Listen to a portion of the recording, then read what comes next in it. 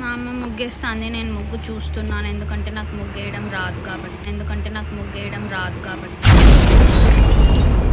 ఎవరికన్నా ముగ్గు వేయడం రాదంటే ఇది చూసి నేర్చుకోండి. ఎందుకంటే చాలా ఈజీగా వేయచ్చు. టీ వడగట్టేది ముగ్గు పిండి ఉంటే చాలు, ఇలా వేసేసేయచ్చు. అదెంత కష్టమైన పనైనా సరే మన మమ్మీ మనకి ఈజీగా నేర్పించేస్తుంది.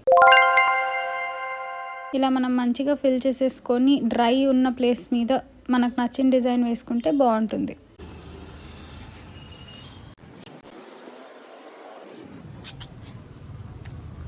జస్ట్ ముగ్గు వేయడమే కాదు, దాని తర్వాత కలర్స్ కూడా దీంతోనే నింపేయచ్చు. మన టైం చాలా సేవ్ అవుతుంది అండ్ ఈవెన్గా కూడా స్ప్రెడ్ అవుతుంది. ఫైనల్ రిజల్ట్ చూసారుగా ఎంత బాగుందో. మనం ఎంత పెద్ద కావాలంటే అంత పెద్దగా వేసుకోవచ్చు. బయట ముగ్గు కంప్లీట్ చేసుకొని లోపలికి వచ్చాం.